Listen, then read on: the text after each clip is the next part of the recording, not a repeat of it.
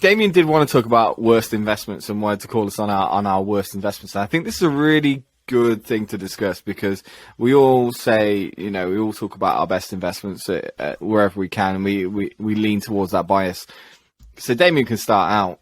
Okay. Have you made any big bad investments in the past, and what was it? Yeah, I made a few. I think, a bit of context. As an investor, I started with index funds, and I thought as I gain knowledge, I will move more into individual companies and I'll do well at that. As I've developed, I feel like I've actually gone back the other way and thought, yeah, no, leave that alone. So for me, the bad decisions I've made have always come from me liking a product, either through using it or thinking it was innovative and just piling in. So there's two examples really. One where I actually used the service all the time and thought, oh my God, this is groundbreaking. How is everyone not on this? And that was Fiverr, but that was post dip. I thought, oh, it's crashed, I'll get in. It kept going. And then bid stack as well, which was just one where I thought, oh, this is quite an interesting piece of technology. They seem to be bringing on lots of clients, etc., etc. It did well initially and then tanked. It was growth stock basically, wasn't it? So, but that's all based on the price, isn't it? So far, I think we would have to look a lot closer at the businesses, especially Fiverr. Interesting one. I mean, because for Fiverr, Steve, do you quite like Fiverr? Yeah, I still quite like Fiverr. I think it did got quite a way ahead of itself in the coronavirus. I actually made some decent money on Fiverr on the way up, and then promptly put it into the blitzscale pie and lost it on the way down as well. But I've been averaging down on Fiverr. I don't think it's a particularly expensive company at the moment. It's I think it's pretty much profitable. It's generating free cash flow. It's one of those companies that could be possible whenever it wanted to. I mean, it's essentially a website, so the overheads on it shouldn't be too large. I think that has a semi promising future. It's actually, I think it's one of the Motley Fool rule breakers as well. So he has a decent track record of picking that kind of stock at that kind of size. So I still like Fiverr. I like it more than Upwork as well. Yeah, I like it more than Upwork. I don't think there's anything wrong with choosing a stock because you like the product. I mean, again, watching Peter Lynch today, that's one of his main rules. He goes, if you're using a product and you think no one's seen this yet, you have an advantage there to see what's going. I suppose, though, on the other hand, Peter Lynch also does say, don't what you're doing going and buying a ridiculously high PE business and things like that as well. So you've got to segregate it out. You've got to go, okay, no one's seen this product and I'm using it a lot. I think I did that with like Microsoft and Google as well. When Google's PE started to come down, that was when I went, I am balls deep in the Google system here. Everything in my house is Google. I use Google Docs all the time. Everything is to do with that. I need to invest in this at a reasonable PE, I suppose. But I think circle of competence is massive, right? And to talk about BidStack. Now, BidStack is in my, I shouldn't really call it the joke portfolio, but it's like a nothing portfolio where I was putting a lot of money into stocks that people were randomly telling me on the street to invest in. And BidStack was one of them. I think it was on this channel where this guy was, I can't remember him. I haven't seen any videos from him ever since. But he mentioned he was like, this is 100 bagger. And I was like, okay. Funky Finance. That means I've got to put in. But I did learn. What's that? Funky Finance. Was it Funky Finance? You wear like an afro and like Funky Finance. Oh, right. Okay. I bet it was Funky Finance was the channel that you watched it on. But yeah, sorry. Carry on. Oh, right. Okay. Fair enough. Yeah. Well, yeah, I honestly have no idea. But yeah, I must admit, as the price changed and I looked at more business, and I'll tell you what changes for me to put a little bit more in as the price went down was I was watching people play games on their phone and things, and I started to see their product in these games, and I thought, there really is something here. This has real use now, and I think there is a genuine thing. But obviously, again, PE was ridiculously high. Run rate on BidStack is quite a short runway of cash, and they continue to dilute massively. There's loads of problems with all that sort of thing. So the other side of it didn't really fit in. But I see, from Peter Lynch's point of view, I see nothing wrong with Circle of Competence. Do you still own those two stocks? Yeah, I do. So, yes, I do. I think it was pricing, right? It was just buying at the wrong time. I mean, also as well with Bidstack, I probably should have sold because it shot up quite quickly, and I should have been like, this irrational exuberance there, cash out and then come back in, but I didn't, and it just tanked afterwards. With Fiverr, I liked the fact that, as a creator, essentially, if I look to get a branding for a logo, etc. in the UK, I'm paying £1,000. On there, I can pay 20 quid to an Indian bloke and get the same kind of quality. And if you look at their business, their marketing costs, once they acquire a customer, the customers stay with them and spend a lot of money. And I am doing that. I was acquired through their marketing, and I now spend quite a lot of money on that site, And so I was a textbook customer going through it, and that's why I bought in.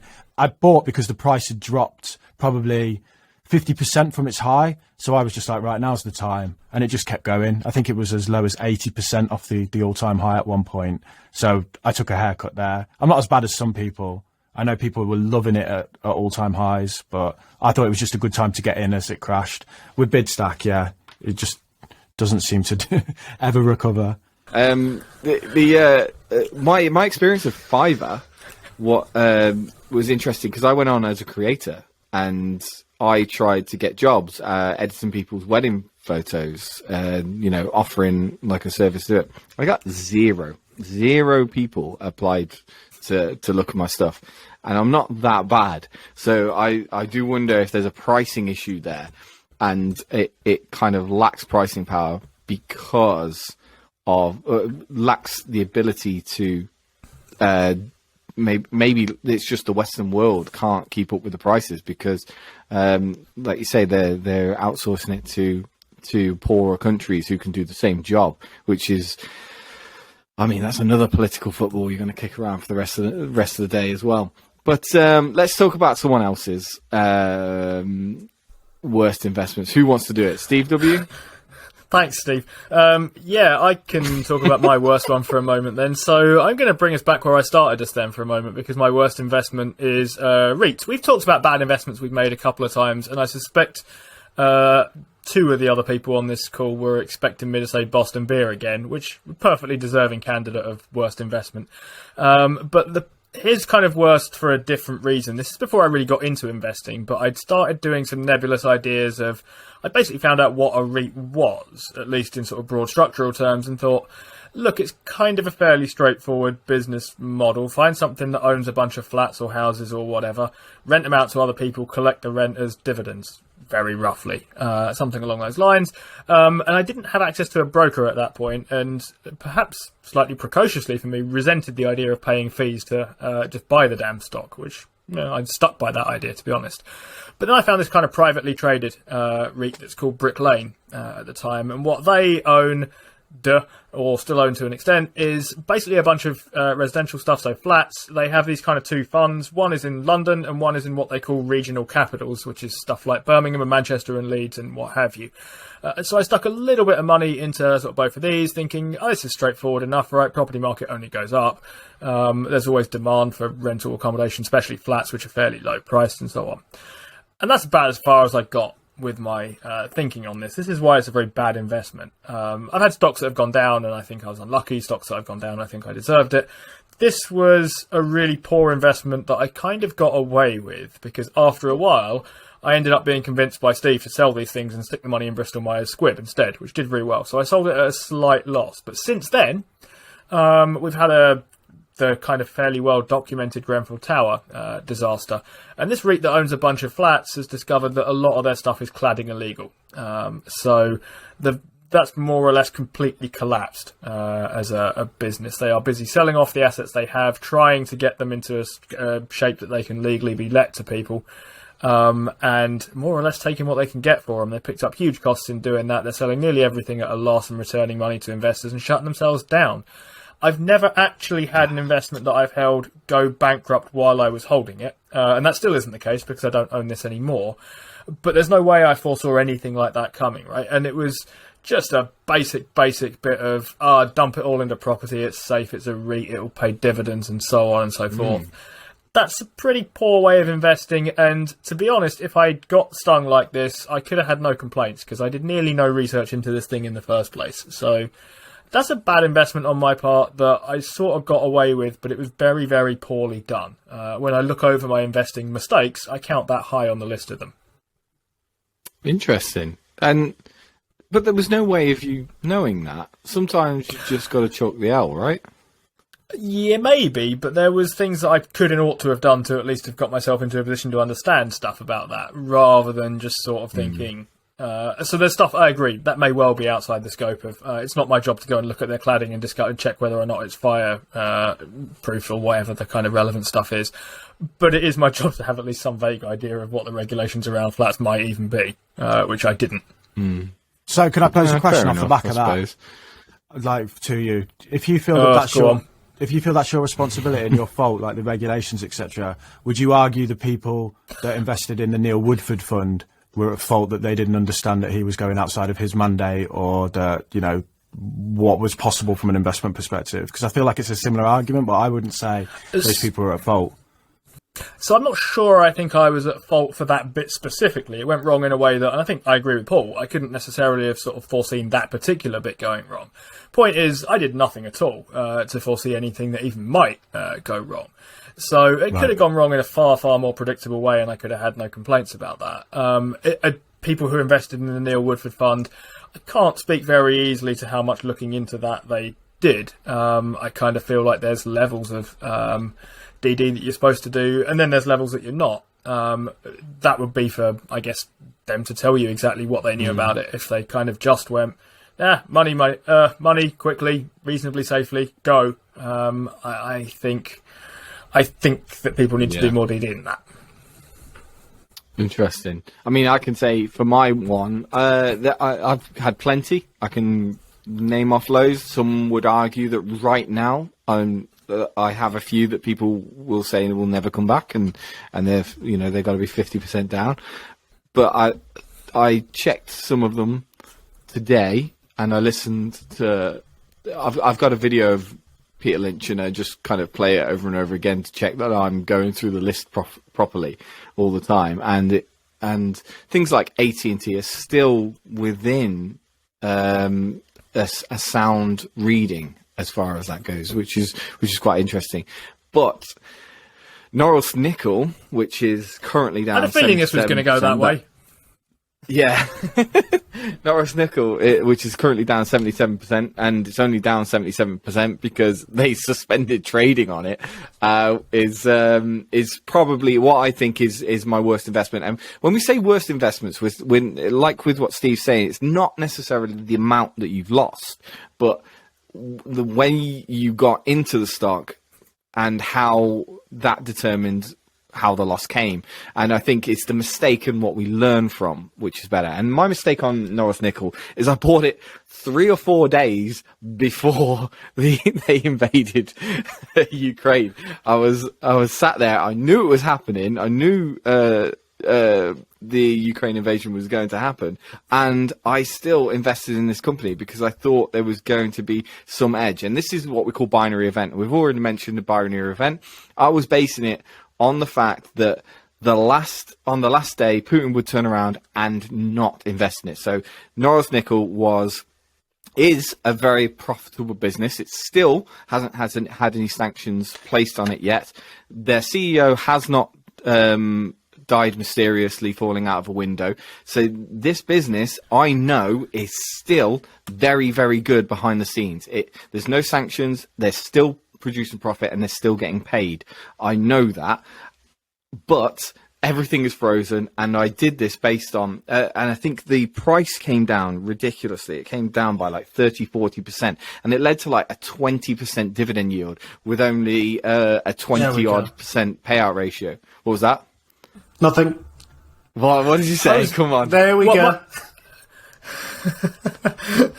What? It was a 20% dividend. It wasn't just because of the dividend yield. Obviously, it was it had a ridiculously high cash flow, and the dividend yield was supported by a 23% payout ratio, which was ridiculously good. And I had every reason to believe that these figures were correct. But I was betting on the price going up because Putin was going to turn around and say no. And that is where I went wrong with my investment in that one, because I thought that the investment was going to change once Putin backed out. And he fucking didn't. He didn't back out. He's just gone for it.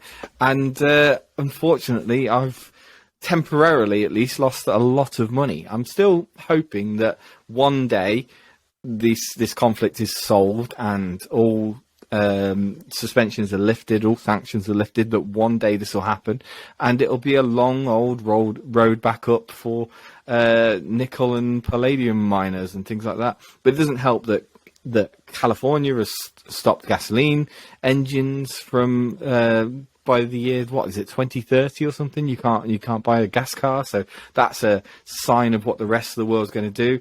There's a lot of geopolitical risk to it. And it's so far it's been my worst possible investment. Do you want me to do mine? I think that leaves Go you, for it. Steve. So I've got two really that I'll talk about quickly. So one of mine is so there's a lot of risk when you're doing early stage investments. So that was something I was doing a couple of years ago. I was looking for more risk. There wasn't enough risk for me in the stock market, so I was looking to take on some more. And I went for as a young skincare company, knowing nothing about skincare and taking no particular interest in looking after my own skin. I decided I would invest into a company called Be Good, and it's 2 E's in B because it's in the buzzy bee. And I was enticed by the fact that they had got themselves onto Waitrose.com, which seemed quite interesting to me. I also realised now note that they're on Amazon.com, but literally anybody can do that. So that's not a particularly you can flog Pelotons on there now, can't you? Draw. Yeah. And the other thing that the really red flag that I should have spotted, but I was a younger, naive boy slamming money into crap that I knew nothing about. They mentioned they were high margin sales and they had profits of 4,633. Well, it doesn't take you much working out to realise that at any profit margins, that's not an awful lot of money. They subsequently went bust. The other one I had was Money Dashboard, and I don't know if any of you guys have used that.